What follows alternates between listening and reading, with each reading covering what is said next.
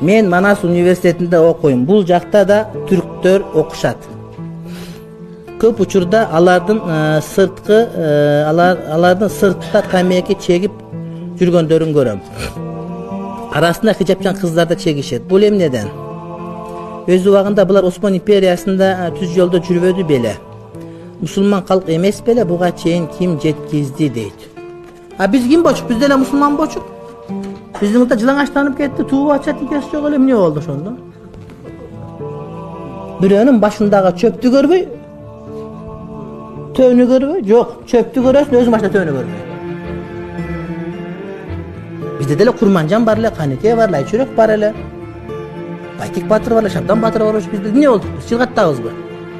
Россияда детдомго түшкөндөрдүн көпчүлүгү биздин товарлар экен. Не болду ошондо? Экинчиден, түрк сага далил эмес. Араб дагы сага далил эмес, сага Куран далил. Макрур чегип аттыр. Жолук салынып аттыр. Жакшы жол салынып аттыр. А башка бияктагы бирөө жолугу дагы жок, иштаандагы жок, сигарет чегип жүрөт. Ага эмне айтпайсың? Алго 2 парздын аткарып бир макрур кылып аттыр. А сеники макрурга кошуп 1000 парзды таштап койдугун арака. Экөөбүз нежебиз менен карындашыбыз. Түрктүн кыз жолу салынып аттыр, алхамдулилла, Алла разы болсун шундан. Намазын окуп аткандыр, авратын жааптыр. А биздикичи?